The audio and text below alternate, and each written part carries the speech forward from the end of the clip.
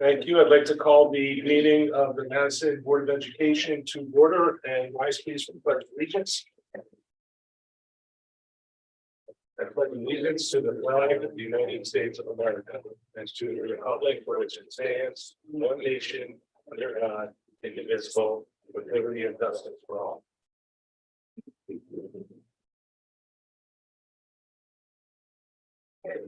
Thank you very much.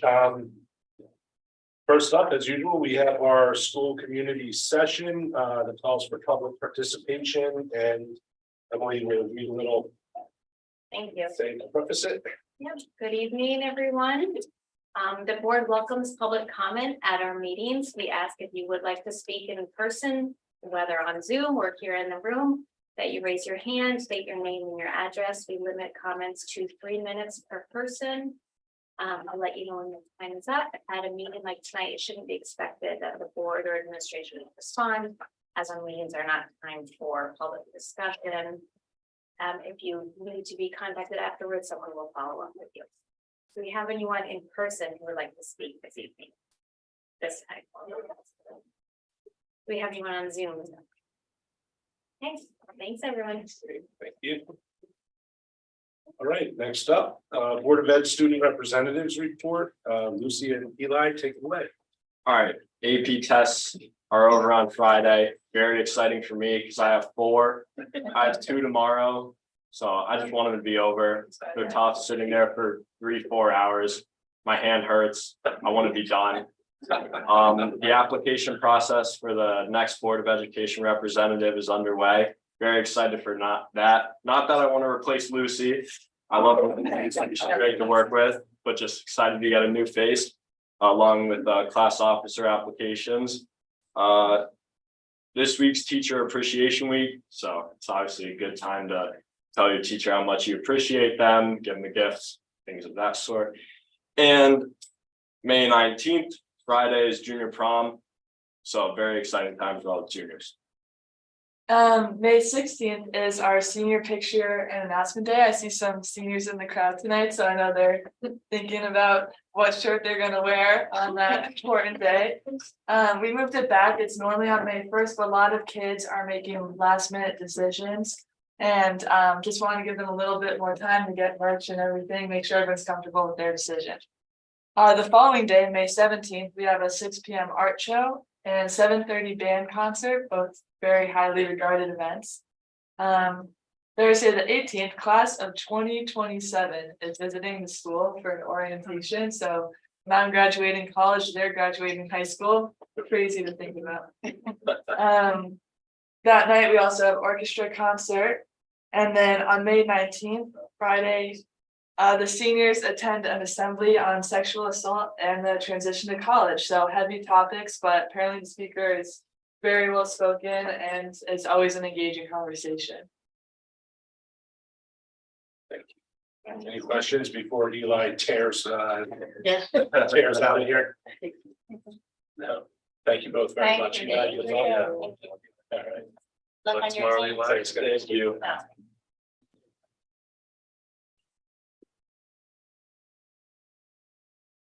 Okay, next up is the superintendent's report. Yes, thank you, Chairman Klaskin.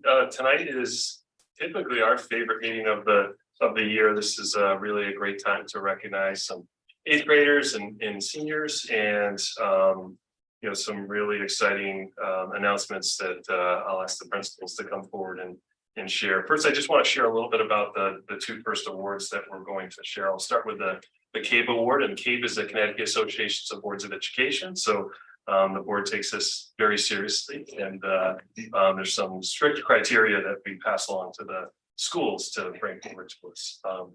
So I'll just read a little bit about it. The CABE Student Leadership Awards program is designed to honor Connecticut high school and middle school students who exhibit exemplary leadership skills. Leadership skills should include willingness to take on challenges, capabilities to make difficult decisions, concern for others, ability to work with others, willingness to commit to a project, diplomacy, ability to understand issues clearly, and the ability to honor the commitment. 2 students from each school in a CABE member district are eligible to receive the CABE Student Leadership Award. So it's a very high mark. There's a lot that goes into this, and I will ask Principal Solitary to start off with our 2 high school recipients. Thanks, Dr. Cook. Karen, why don't you come first? I can tell you want to come up there. Karen loves a lot of attention. Speaking of attention. I'm going to read some comments about Karen, and you're going to stand here and just enjoy the positive words. I would like to say it's an honor to be here to talk about such incredible students. You know, we're blessed to work with such incredible students on a daily basis. And Karen has been very impressive. You know, one of the 4 students that we'll talk about tonight, who I wish wasn't graduating in less than a month, basically. So Karen is a well-respected student leader who is wonderfully bright and highly motivated. His determination to put forth his best effort, as well as his full engagement to what he has committed to, are some of the many reasons for his high degree of success. Karen's transcript speaks for itself. He has challenged himself with our most demanding courses and has experienced an incredible level of success. He is known to show enthusiasm for learning, while his originality and insight improves any classroom environment. Karen is a conscientious and diligent student who has received numerous academic awards and recognition for his efforts. He has been inducted into the National Honor Society and is ranked near the top of his class in our highly competitive high school. Karen is a fine example of an extraordinary young adult who has earned the respect of his peers and the respect of our faculty and staff. Many have noticed the fact that Karen welcomes opportunities to guide and support others. Karen's great success extends far beyond the academic arena. His musical abilities earned him membership to the DHHS Jazz Band, Symphonic Band, Marching Band, and Concert Band. His leadership has resulted in him being selected to serve as the lead trumpet, section leader, and marching band drum major. Outside of his participation in band, he has been a member of our baseball and basketball teams. Karen strives to give back to the community and has participated in a myriad of community service. For example, he has coached baseball and also served food to those in need. Karen has a passion for writing. He writes regularly for the DHHS Handprint. He is also the founder of a sports blog and created his very own sneaker design business called Clean Kicks. It's a cool name. In his free time, which I say that with a question mark, Karen has merged his creative desires, love for sports, and entrepreneurial spirit independently to develop a formal business plan that included the creation of a website and the development of product offerings. Karen's body of work over the past 4 years has simply been incredible. His determination, leadership, and commitment to trying to do his best are wonderful attributes, but only complement the fact that he is genuine and a very nice person. He is truly a special young adult who is very well deserving of this recognition. Congratulations. Thanks.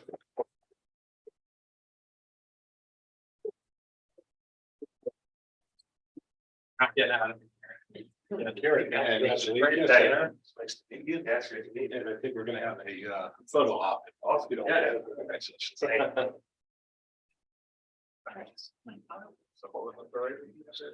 right, ready? Thanks, Mike. 1, 2, 3. Karen's cameras? Yeah. Want to get us looking at your camera?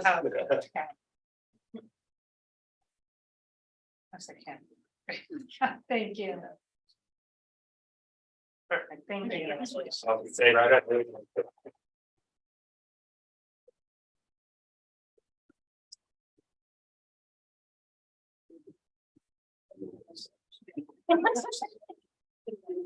Alice, you ready? So is it better going second, or would you rather have gone first?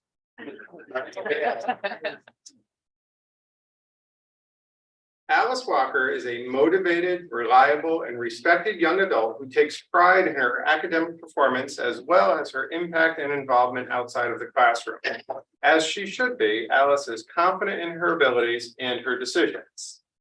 Consistently, Alice has taken the most challenging courses offered at Daniel Hand High School. She enjoys topics that make her think and that enable her to transition her philosophies, ideas, and thoughts into the real world.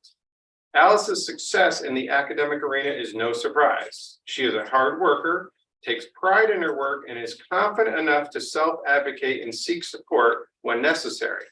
Although dedicated to her own success, Alice has never hesitated to offer a pair assistance.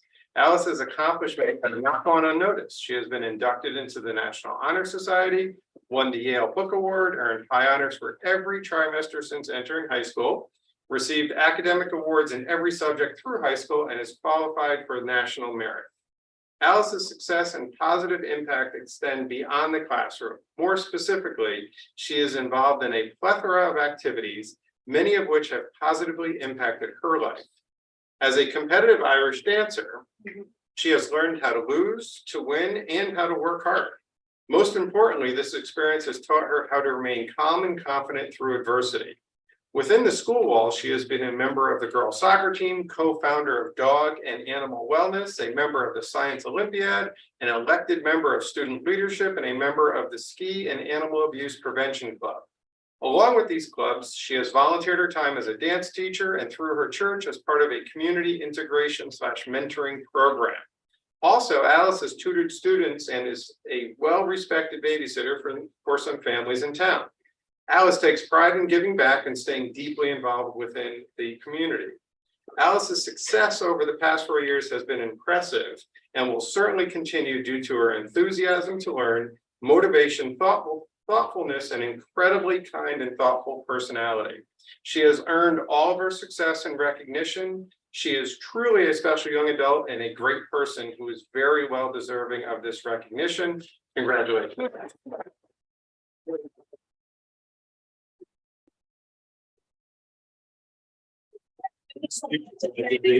Thank you.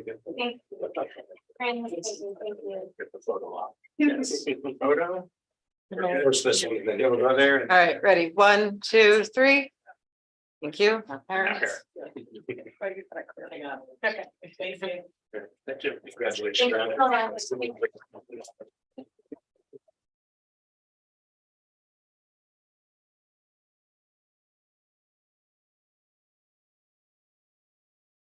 I'd like to ask Catherine Hart from her middle school to come forward. That's our 2 students. Thank you. First up is Kate Rizzo. Come on over, Kate. I preface it by saying I've known Kate since 2nd grade at Jeffries, so we go way back there.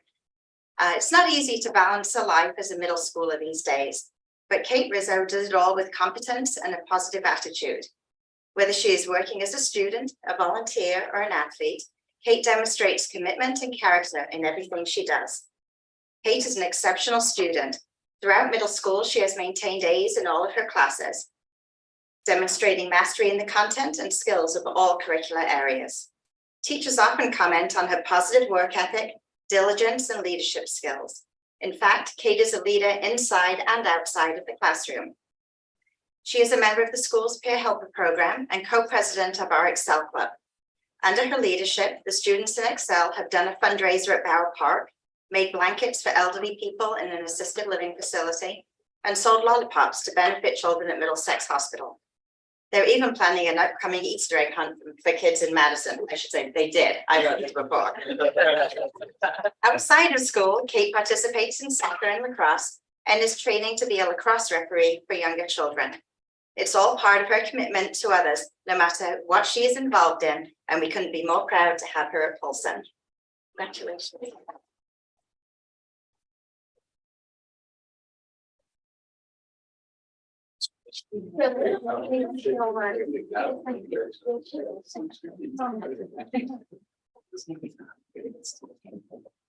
Right here first, ready? 1, 2, 3.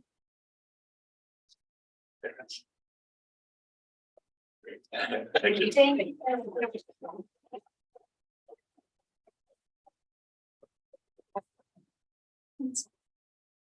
And Owen Sheps.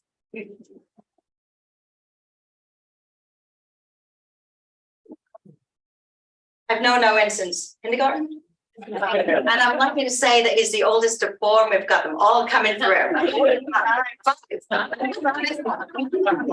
Sorry, I'm. Sorry about that. Good one. Positive, conscientious, and respectful. These are a few of the words mentioned by members of the Polson community when asked to describe Owen Sheps. a young man well respected not only by other students, but by faculty and staff. As a student and an athlete, Owen has emerged as a quiet leader in our school. Owen is a hardworking student who sets a standard for conscientious work. Teachers appreciate his positive attitude toward learning the skill and content of the curriculum. But Owen's contributions to class go beyond that to include positive peer relations. He is kind to others and considers their feelings and perspectives more than most people. Maybe that is why he has also been a member of the Peer Helpers program for 2 years. These traits, coupled with his honesty and integrity, make him well liked by everyone. Outside of school, Owen is involved in athletics, including basketball, lacrosse, and football. Community service is a priority for him too, as evidenced in his involvement in the Closer to Free ride for cancer and the Race for Every Child run. Clearly, he is adept at balancing academics, athletics, and community service. Middle school can be a tumultuous time, but Owen's integrity, concern for others, and commitment set him apart as a role model for all. We are lucky to have him as a member of our Paulson community and moving up to Daniel Hand too.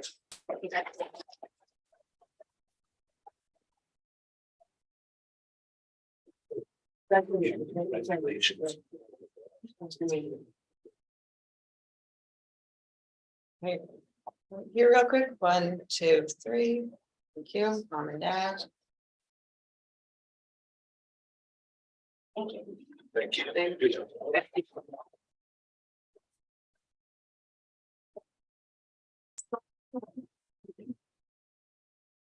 These awards are always awesome, and it's great to share in the joy of seeing awards for all of our excellent students. And it's not only because I get exercise getting up and down the next week, but truly for the spirit of the awards. Thank you. Good job. And to keep that going, about 3 weeks ago, Principal Salvatore and I were able to attend a luncheon with 2 students who won the Connecticut Association of Public School Superintendents Student Award Recognition Program. It's just great to have lunch with a couple students and their families and hear about their future plans and all they've accomplished at Daniel Hand. And just a little bit about that award. The Superintendent Student Award Recognition Program is designed to allow student superintendents to move beyond the academic achiever who routinely receives recognition and to use their discretion and understanding of the students to reach a wider spectrum, not often or perhaps never considered as stars. Awards are based on community service and service to others, academic prowess, and leadership service to the school community. And with that, I'd like to ask TJ Salvatore to come forward and just say a few words about those. Wow. All right. Great, thanks.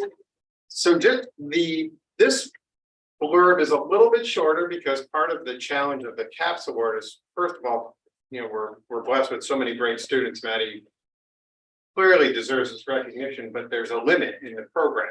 So we were cut off in what we're allowed to submit. So this is one of the most challenging blurbs to write because there's so much we could talk about. So I don't want you to misread anything about just the length is a little bit less because we had to have this in a really nice program. And like Dr. Cook mentioned, one of the perks of this award is you get to go to lunch with the high school principal and the superintendent. Every senior. That's really looks forward to that.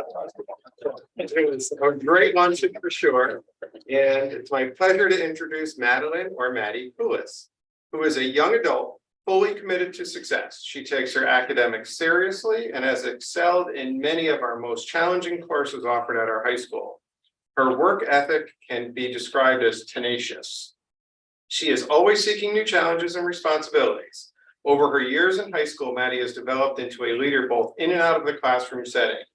Outside of the classroom, Maddie is a major contributor and highly involved in numerous extracurricular activities. Some of these include 4-year membership on the soccer team, including being selected to serve as captain during her senior year, membership on indoor track and lacrosse teams, and being nominated by her coaches to serve on the Class Act Sportsmanship Committee.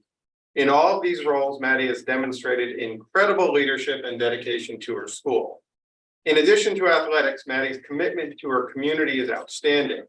These commitments include counseling at Camp Pawtucket, being an organizer and developer of a book drive to support Read to Grow, which you'll read about in my upcoming Friday message, and participation in the TOPS program, where she teaches soccer skills to youth with special needs.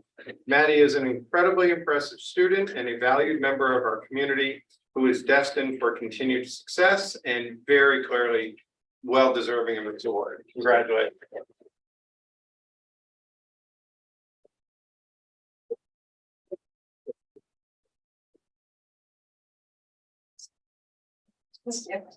Congratulations. I'm sorry we don't have the certificate, but you got a bunch, but you got a picture. We'll go ahead first. 1, 2, 3. Thank you. And Congratulations.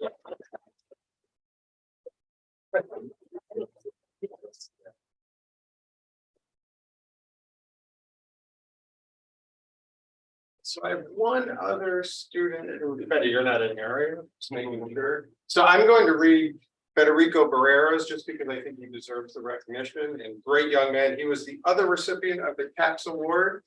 Federico goes by Fetty, who is an incredible young adult. He has pursued and excelled in our most rigorous courses. He has a genuine interest in learning that includes a desire to always challenge himself.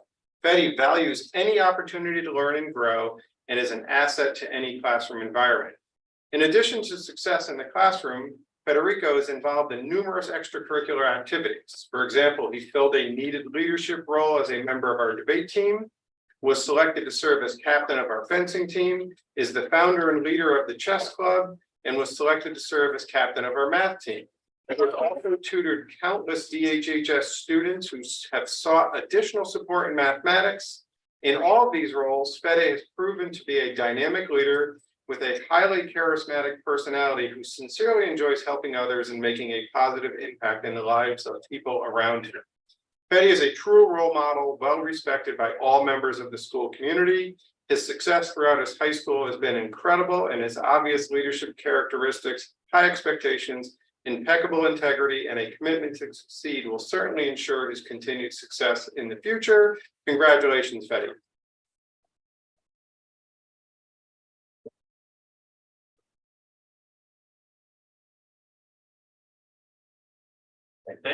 Thank you, Principal Hart and Principal Salvatore. Thank you to all our families for attending. Two more recognitions. That's again what makes this meeting so special. Our next recognition is for our school nurses. We very well know, certainly in the last few years, but even well before then, that we could not run our schools without our school nurses. And so with us tonight is Stephanie Lesnick. And Stephanie, if you just come forward and receive our recognition. And if I can put you on the spot to say a few words, I will do so right there. But thank you, Stephanie, is our leadership in the school nurse department. Thank you, Dr. Fetchman. Thank you. Thank you to the whole board. I appreciate, on behalf of the nurses and all the health office staff, I do appreciate all the support that not only our administrators, but the board of ed and Dr. has given us. Not only the past year, but always. It's been a struggle the past couple of years coming out of COVID. This past year was the first kind of normal time that we've had, which has been great. A night like this is wonderful because you get to see these kids who are doing what kids are supposed to be doing, where they're supposed to be doing it. So it's beautiful to see that that we're able to do that. Our nursing staff is wonderful. I'm very proud to be able to represent them tonight and receive your appreciation for them. I would pass that along. I would be remiss though if I did not acknowledge, and many of you probably had Mrs. Cutler as your school nurse at Jeffrey School. She's resigned, so she's no longer in her position, and we had the unique opportunity to welcome our new nurse to Jeffrey School today. And so she came in, she met all the health office staff at our nurses appreciation staff meeting, and it's going to be a nice little turn of a page for Jeffrey School and all of us together as a community to welcome her. Her name is Nicole Tucker, and while we will miss Mrs. Cutler terribly, she's going to stay on as a sub in our district, so hopefully you'll see her in other capacities in other buildings as a nurse. But all of our nurses are wonderful, and I'm proud to work with all of them. So thank you for your support. Thank you for your children. Thank you for being you, and that's it.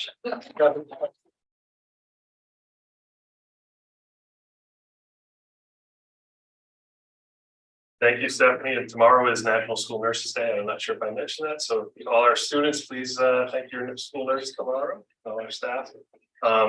Also, and I know this is a great time that Mike Ginsberg from our teachers union loves coming forward. Because he gets to see students that he worked with throughout his time. And I know every year he gets to make those connections with our seniors and our eighth graders that he's had during his time at Brown School.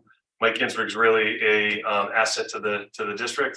Somebody I work very closely, and the administrative team works very closely. He represents about 300 teachers in Madison schools, and we have wonderful teachers. Really, all the things that we do would not be possible without our amazing teaching staff. So we're very fortunate here in Madison. I'd like to call Mike forward as this is Teacher Appreciation Week. And as I do that, I'd like to thank our PTOs, our families for recognizing our teachers in the schools throughout the week, our administration for making the week special, and Mike, thank you for all you do. Thank you.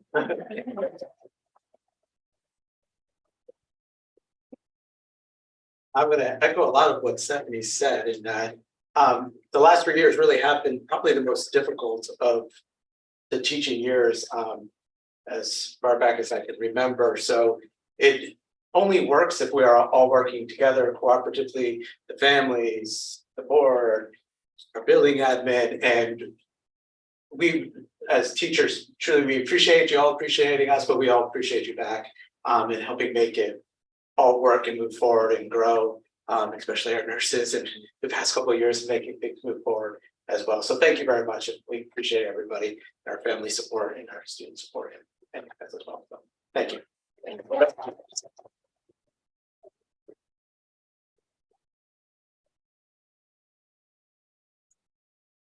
And our last recognition tonight isn't necessarily a award, but it's a student who I've been fortunate to spend a lot of time with over my time here.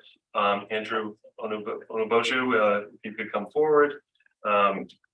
Very early on during my time, I was invited to the ABC house for dinner and got to meet Andrew and have a meal with him. And it's been fortunate. And ever since that time, I see him at so many events, so many activities. He's going to share that with you. A very involved member of Daniel Hand. He recently did a TEDx talk. So you're able to check that out online if you'd like to. And Andrew will be attending Rutgers University in the fall, so we're excited to see him go. And I know he has some friends and a close teacher colleague that came to support him. So that was very nice to see. So, yeah. So, I kind of just wanted to take the time to kind of talk about my experience at Daniel Hand. I'm coming from West Orange, New Jersey. It was a little bit of a interesting experience to say the least. Just the difference in culture and the difference in environment.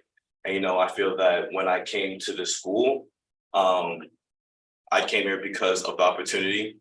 And I came here because of,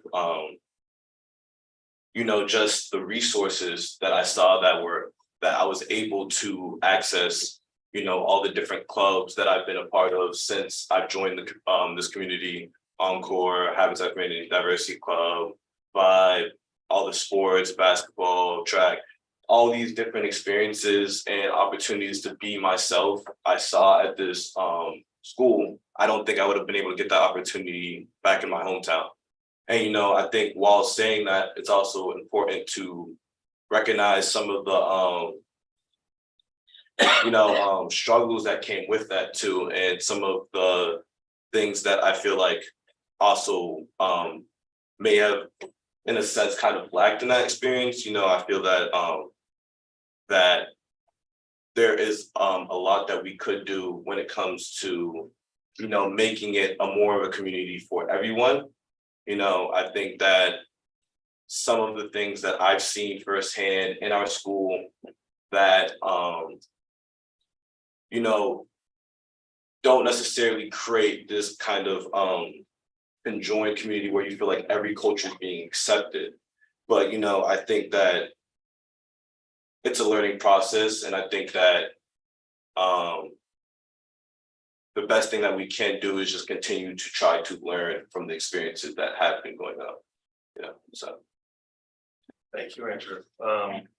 We wish you well at Rutgers in the fall. Again, I encourage the board to watch Andrew's TED Talk. I know you put a lot of work into that, and I think you sold yourself short in terms of all the things you were involved in. We went over that list recently, and it's just great. So thank you for taking advantage of everything being on that offer, and also giving us some valuable feedback on how to constantly improve, because that's all of our collective goals. So thank you. Andrew.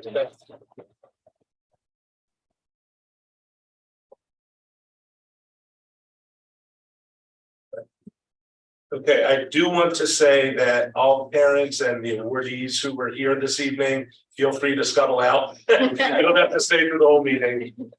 We just wanted to have you here for the important part. Thank you. Thank you. Congratulations to all. Thanks again.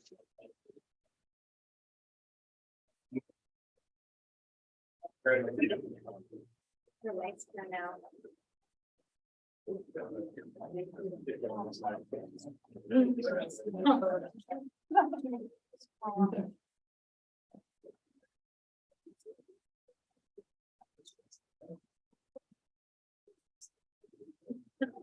Thank you. Thanks. Thank you, everyone. Bye, teacher. Bye.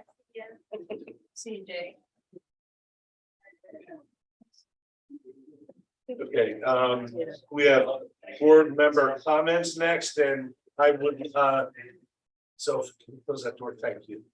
I would like to just kick off board member comments with a couple things. First of all, I would like to echo what Craig said in thanks and in appreciation for our school nurses for School Nurse Day, and also all of our wonderful teachers for Teacher Appreciation Week. I'm sure probably Mary Ann is wondering why the nurses only get a day and the teachers get a whole week. But she's a former school nurse. So. Nurses do get a week, they Oh, they do. get National Nurses Week, then they just specify one day. Just so we really. Oh, good. Okay, well, that's good. That's equitable. And both are equally important to our students' development and education. And we really are blessed to have some amazing teachers and amazing nurses who, especially as they mentioned, over the last couple of years, it's been a tremendous challenge, not only from COVID, but also because of the student and teacher mental health crisis we're facing now. And so it's been challenging in some respects. Educators have been devalued by some. And that's a terrible shame. It's the backbone of our society, and when teachers are valued, our society tends to be doing much better. I count nurses and staff and everyone who's responsible for helping to educate, supports educating our children. Thank you so much. On another note, there was an awesome presentation this afternoon that Mary Ann and I were able to attend at Daniel Hand High School. It was a presentation by the New Haven office of the FBI to teachers from not only teachers, administrators, and staff, not only from Daniel Hand, but from around the district, who were invited and who were able to attend. It was a full auditorium, and it was a presentation on understanding the signs that help us to be able to determine students who may be in trouble and who may need some attention before some bad things can happen. And the staff were very engaged, lots of good questions. The presentation was excellent. And this is one of the things I credit TJ for bringing them in, but this is one of the types of things that we're doing in our district and the board is supporting to try to ensure the safety and security of our students. We all know that students learn best when they feel safe and secure, and we take that very seriously. And it was a really good program. So thank you. Any other board member comments? Board member comments, going once, going twice. Okay. Thank you. We'll move on to any audience response to information presented so far. Anyone online, Zell? No? Seems. So we move on to item 7, our consent agenda. And I will need a motion to approve the consent agenda. So moved. Emily, a second. Seconded by Galen, thank you. All right, any discussion on the consent agenda? I have a question just on, number 10 on the bottom of the first page, it says accounts for 3,300, like. What exactly is that mean? I know this is just sort of like moving things around to, things out, but it just, you know, is a different sort of line item. Yeah, that is, Sorry, what was that? What page? First The first page says That was- number 2, Oh, I see it. Okay. yeah, the comment says accounts Yeah. 3,300 of 17,785.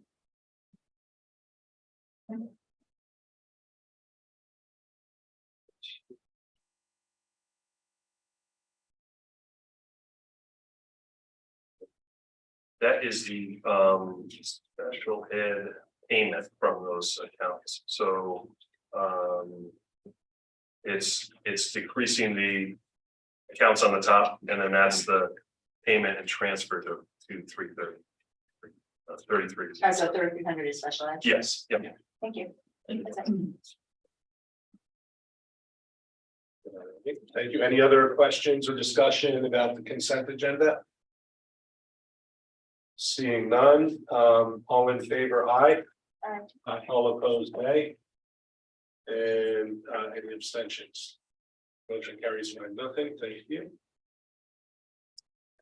Now we have our board committee liaison updates, beginning with curriculum and student development. Stephen. Yes, we met this evening. And we had 3 presentations and they were excellent. And my confidence that I can relay the quality of all of those is small. So I encourage you to fill in the gaps that I have necessarily missed. First one was about German exchange program presented by Martin Glasser. You know, essentially what that is that there are 20 young women from Germany that will be coming in October to Daniel Hand High School for 2 weeks. We'll be staying with Madison families that have been carefully selected. They'll attend classes and participate in a range of activities exposing them to American culture. That should be interesting. Over the summer of 2024, Madison students will have a reciprocal opportunity to go to Germany and live with families for 2 weeks. There were a number of questions by board members. Overall, the program was supported by members of the committee. Second presentation was a Quinnipiac University and Goodwin University dual enrollment career tech ed credit opportunities for students. So what that means, and when dual enrollment means that students take courses at Daniel Hand and they are granted credit from each of those universities based on completing the requirements of those courses. The Goodwin course is BMN 222, which is technical drawing and specification. And the course introduces the basic principles of engineering, drawings, and a variety of industry standards, and involves things that is currently happening at Daniel Hand in terms of computer assisted design and part of the tech courses. The Quinnipiac University course, FDM 110, single camera production. This course gives students a thorough grounding in the basic techniques of audio and video storytelling. Students learn basic audio production. Again, board members enthusiastically supporting this effort. And the current tech ed strands that support a number of career opportunities and industries. The last and most comprehensive of the presentations was around advisory, and we've had several presentations from the advisory group, and each time, what they've communicated is it's a beginning program, we're learning, it's evolving, it's developing, and clearly they put a lot of effort into that. This presentation was more an update and evaluation based on data they've collected through student surveys and staff surveys. And the indicators from that are, there were several. One, that the vast majority, roughly 80% of students, are very comfortable in their advisory classes and the way they were unfolding. They also really appreciate the student voice that is involved in the development of the topics and the student leadership. A number of the advisory lessons are presented by students, and the students in their survey really appreciate that. It's clear that the leaders of this program that are full-time teachers and then do a great deal of work beyond their full-time teaching position to administer and guide this program has had a lot of impact. NEASC, when they came and did a review of Daniel Hand High School, not surprisingly, Catherine Kennedy and Ron Spears, who run the program, felt that the advisory was an area that needed continued work. And so they're putting it forth that NEASC is an area of growth. NEASC came back and said, we don't see it that way. You have all of the components, you continue to work and develop them. If you hadn't done it, we certainly would be telling you that you need to do it, but you're well on the road and it's not an area that we would identify. Looking to the future, they're looking to develop 2 strands for upperclassmen and underclassmen, freshmen and sophomores for 1 strand and juniors and seniors for another, just because of the developmental differences and how much changes in 4 years they're in high school. And their expectation is to continue to explore challenging subjects that have been requested by students and bringing in outside speakers when it's appropriate to address some of these things. There are many questions and many comments from board members and, obviously to members of the board that were not at the committee meeting, clearly on every level of this district, it is understood that this board takes social, emotional learning and mental health very seriously. And, in line with that, this effort, really is applauded and it's real. I would just say anecdotally, I've seen lots of advisory programs.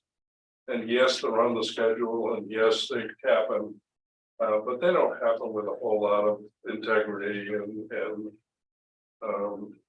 energy behind them in my experience. I've seen very few. This one would be different than that. So it was a great presentation. I'm sure that, I encourage others who were there to fill in the spaces I missed. There was no public comment and the meeting adjourned at 6:35. I think you did good. You nailed it. I did it. I have a quick question. Thank you, Steve. The Quinnipiac and Goodwin College courses, how are those selected? How does this partnership come about? Dan Grenier. Grenier. Okay, yeah. It's something that he's passionate about and he has pursued over a period of time. Usually the way that unfolds is when you're looking for dual credit, it begins a conversation between the high school and the university in terms of, well, what are the courses you're offering at the high school that there seems to be alignment I see. close to what we're offering? So you know, you look at the different strands you have in the high school, and then someone at the university says, well, you know, that effort is very close to our courses that we offer in this particular area. If you just do this or this. Yeah. We would feel comfortable granting credit for it. So it really evolves that way. You know, it isn't, you know, going and going, you know, how can I find, you know, dual credit and just invent something? It's really looking for that alignment, you know, and lots of times when schools do that, I mean, then universities come back and go, I'm not seeing anything that, you know, is college level, beginning, you know, basic level that we would give credit for. So, you know, I mean, these are two programs, you know, and, you know, I mean, others can certainly speak to it better than I can, but I have to tell you, you know, having been involved in the TED Talk business with young people that were doing that work, Yeah. you know, I'm not surprised that, you know, that course, you know, was accepted. And, you know, the one with Goodwin, I mean, with the emphasis on engineering and design and manufacturing that particularly exists in this state, it's a great strand to be able to offer, you know, dual credit and have kids get their feet wet into that. It's a lot of initiative on the faculty member too, to seek those out then. Took about a year and a half, really, I've been diligently working with them. And, you know, sometimes it also comes down to like a software program that we're not using or drafting. So they need to figure out a way to get that software program. But, you know, Dan is a go-getter and he's been going to get these since he exited curriculum writing cycle. So he's pursued it, but that's a great recap. It really is kind of examining and looking closely. You have to prove that you're meeting their integrity. And is it renewed on a regular basis? Like, will this partnership continue as long as that course is offered at the university? Yeah, it should continue. Yeah, they usually don't sunset, so Right. unless Right. they stop offering it on either end, but we've had good participation in the course that it's taken the replacing of over time. And that's pretty rigorous. That's great, thank you. So is that similar to the UConn's ECE then? It's different, it's a little different, yeah. ECE is a specific training that our teachers go to and they go on campus and they have some degree of writing in that curriculum, but it really comes more from them to us than it does meeting in the middle between the two. And where AP is College Board driven. So that's not our curriculum writing, that's College Board. So then, and for them to get credit at these two colleges, do they have to pay for it or it's similar in that way? Yeah, there's still a cost for credit if you want to go for credit. But very exciting to have new partnerships and really good for kids in lots of pathways. Yeah. So it's really. That's one thing they didn't cover. I didn't realize that. Yeah, okay. Yes, there's always a tuition, but it's a lot cheaper. Yeah, save a lot of money. It's a bargain, it's the Yeah. same. Yeah. It's well worth it, You know, yeah. I mean, the kids pay for AP as well. Yeah. But I mean, This opens the door into a whole other area that, you know, at some point, I would love to see it discussed, which is the whole business of industry level certificates and building credentials. You know, there is the capacity today for students to be able to take competency-based tests and programs online. You know, and they can do it over any period of time, but it's not based on seat time. You have to demonstrate your competency, and then you can be granted an industry level certificate that could becomes part of your portfolio that you graduate with. That, you know, has value, that industry recognizes, that opens up doors in terms of being able to get jobs. There are lots of states, a fair number of states, that will not allow you to graduate from high school without having at least one industry level certificate, you know, in your portfolio, but it's a different orientation to be able to tell students, listen, you know, this is a world that values competency, and you can access the means to developing competency, you know, on your own or support for school. So, you know, I mean, it's related to this, and, you know, it's an interesting discussion. You know, I think it bears mentioning also that and some of you may not know this because you're relatively new to the board or whatever, but our career tech ed program is highly regarded.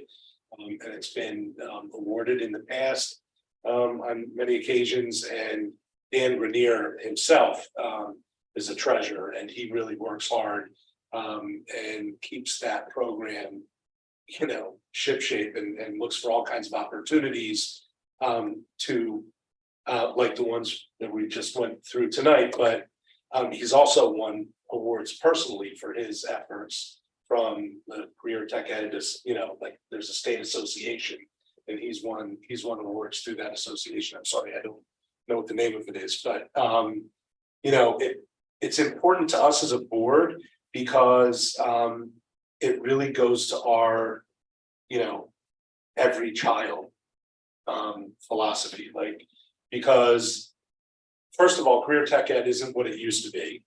It is wide ranging, and it includes things that will get students into biotech careers and engineering and like typical career path going on to college and getting advanced degrees.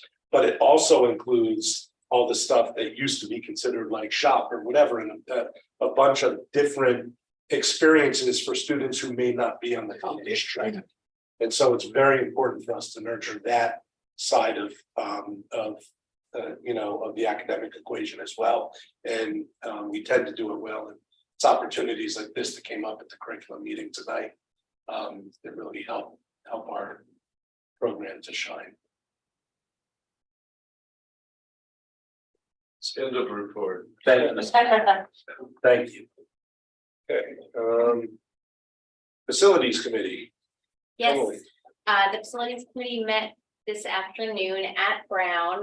Bill gave us a walkthrough of the first areas of the school where they'll be doing improvements over the summer. We did review some of the design development plans, which I have here. Bill just gave some updates. In particular, we talked about and visited bathrooms. So each K1 classroom has its own bathroom in the classrooms. But we're also going to update the group bathrooms almost all throughout the school, which I think my committee members can attest that it will be a nice improvement, some of those bathrooms. Front office improvements we talked about that at our last board meeting, expanding the space, make it more user-friendly, the nurse's office in particular.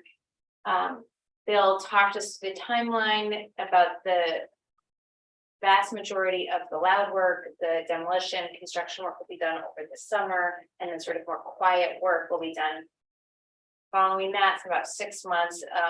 Luckily enough, the new classrooms are in sort of a separate wing that can be sealed up pretty well from the students with minimal disruption.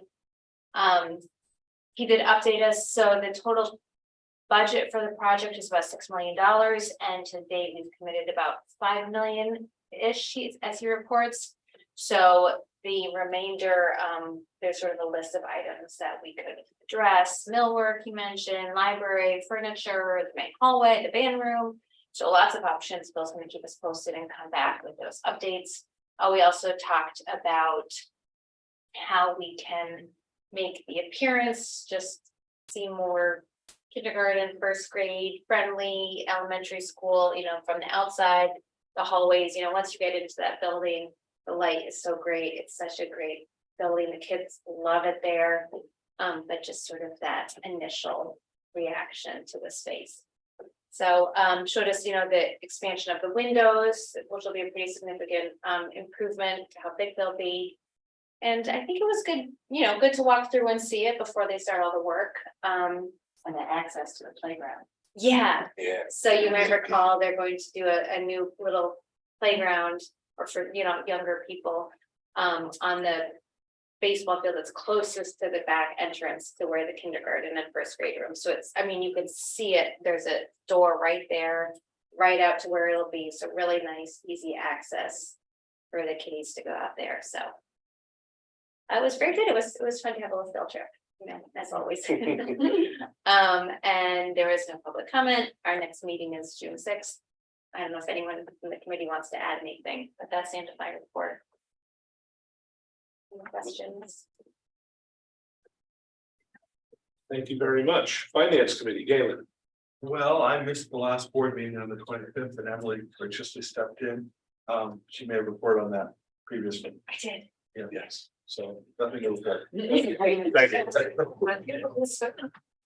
Personnel Committee, Maureen. We've not met since our last meeting, so we did not. Thank you. Policy Committee, Diane. We have not met, but we have policy on the agenda tonight. We have policies for rescission and also on the agenda as an action item if the board members would like to waive the first read. So the policies are 5110.3 detention, 5090.8.1.2 vehicle searches on school grounds, 5090.2 student involvement in decision making, 5090.2.1 student government, 5090.2.2 student advisory councils, 5090.4 student publications, 5090.4.1 underground publications, 5100.2 school sponsored events. If anyone has any questions, I can field them now. The policies up for rescission were essentially, you have the notes from Shipman and Goodwin and their advisement regarding the rescission of these policies. Most of these policies are not mandatory, have not been updated in a long time, and are not really needed. They really are more covered in student handbooks or regulations, and like we don't even have a student advisory council anymore. But if anyone has any questions after reading the notes, please feel free to ask me. And if you are not comfortable waiving the first read, we always can discuss that when the action item comes up tonight. We also have policies for a first read tonight, 9220.4. Board member removal from office. I just wanted to make a comment about that. It was under great discussion in the policy committee.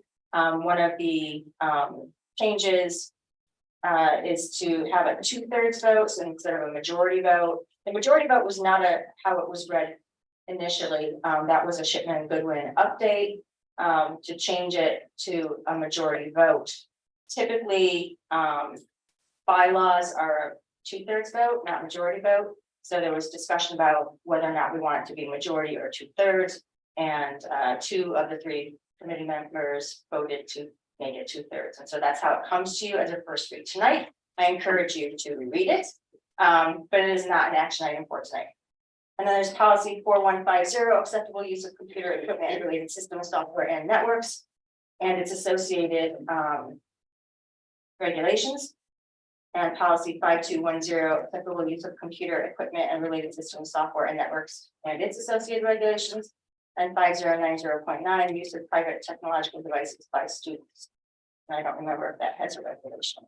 Just real quick, to explain the fact that it looks like there's a double there. One's in the 4000 series, the other's in the 5000 series. One applies to students and the other applies to staff.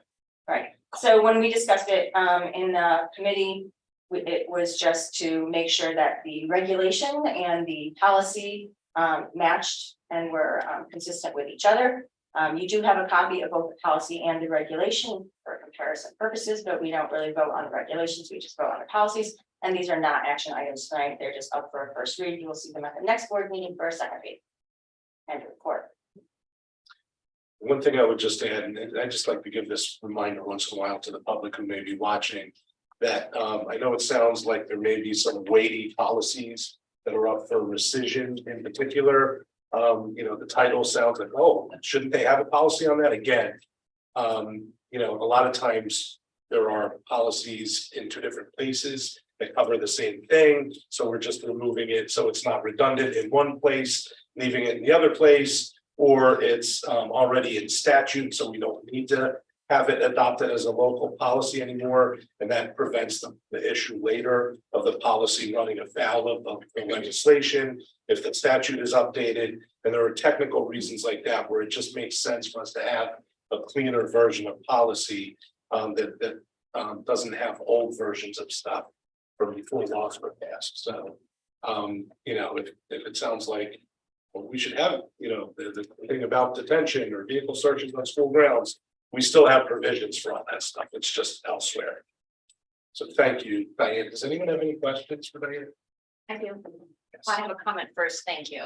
I always want to say thank you after these reports because I feel like you and your committee are doing a lot of work and cleaning up, and it makes, I really appreciate it. I just want to clarify. So the board member removal from office, which was the model guidance and which was the change for the majority versus 2/3? I So see the change. I'm just curious. I don't have it with me, but Yeah. so, oh, you have it? Yeah, it's in our Yeah. packet. I just Yeah. didn't know, where did shipment start? Like, who made the change? That's my question. Like, did we make it or did they? So Shipman and Goodwin changed it to majority. The model what is the model policy? The model policies from Shipman and Goodwin, And they say majority? they changed it to majority. Okay, but the policy The committee. current recommends 2/3. policy is 2/3. And otherwise, but by it's- changing our bylaws, it's a 2/3 vote. So at the beginning of 9220.4, removal of board officers. Yes, The line 6 Originally. to 11, that the top 6 to 16 was the original policy, that was it. our original. policy. Right, and if you look at it, it says 2/3 vote. Yes, okay, I just So wasn't sure it how was the 2/3 change. vote, Okay, but the new policy is much more detailed in how you would go about removing a board officer. To make sure that they are given notice and, information as to why. And so that's all the model policy from Shipman and Goodwin. But in the changing of that, for some reason, Shipman and Goodwin put in majority. And so then as a committee, when we discussed it, we talked about how it was originally 2/3 I see, and whether or not we wanted to change it back to 2/3. I see. And so the 9,000 series are the bylaws, and so Right. that's what guides the Board of Ed. And so it's not a typical policy. And bylaws, most of the bylaws, when you're doing major changes, are a 2/3 vote. Yes, okay, And that, in my opinion, is to keep it Yeah. from being partisan and having a simple majority able to outvote. And also removing a board officer is a big deal. sure. And so in my opinion, it should not be something so easily done. Yeah. And that's why this particular policy is also updated with much more specific wording, because it talks about, written notice and all of that. It's a much more detailed procedure than the original I see. policy. And we also consulted with Dr. Cook and Dr. Cook's experience from prior boards that he worked with in prior districts.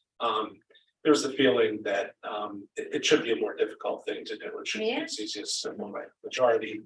So but yeah, the policy committee did technically vote to stick with 2/3 and present it that Yes. way Got it, to the board, which is what we'll be voting on next meeting. thank you. As Diane shared, typically throughout the 9,000 series, it's 2 things. Yeah, So that makes gotta sense. keep it consistent. I appreciate that. Thank you. But that's not an action item for tonight. Yeah, I just want to make sure I understood it properly. Yep. Thank you. Any other questions for policy? Good report, thank you, Diane. Learn liaison, Mary Ann. We're meeting this Thursday. Right, so I'll do report now. All right, thank you all for your excellent reports. Now we're on item number 10, which is an action item. And that would be a motion to waive the second, you were saying first reading, but you meant waive the second Yeah. reading for rescission purposes. I need a motion to waive the second reading and rescind the following policies. 5110.2 detention, 5090.8.1.2 vehicle searches on school grounds, 5090.2 student involvement in decision making, 5090.2.1 student government, 5090.2.2 student advisory councils, 5090.4 student publications, 5090.4.1 underground publications, and 5100.2 school sponsored events, which were all voted upon by policy committee. So that's moved by Diane and seconded by Maureen. Thank you. Any further discussion on the rescission of those policies just read? Further discussion? No? Okay, all in favor, aye. Aye. All opposed, nay. Any abstentions? Motion carries 9-0. Thank you. Action item 11, motion to approve the minutes of the April 25th, 2023 Board of Education meeting. So moved. By Diane, do I have a second? Okay. Second from Mary Ann, thank you. Any discussions or any recommended edits or changes, amendments to the minutes? Seeing none, all in favor, aye. Aye. Opposed, nay. Any abstentions? One abstention, so we have 8-0-1 on the vote. Thank you, passes, motion carries. One abstention. Action item 12, motion, I need a motion to enter into executive session to discuss a student discipline issue. So moved. I'll take that from Kathy, and who seconded that? Was that Maureen? Thank you. Any discussion on going into executive session? Seeing none, all in favor, aye. All opposed, nay. Any abstentions? Motion carries 1-0. I'll see you in executive session.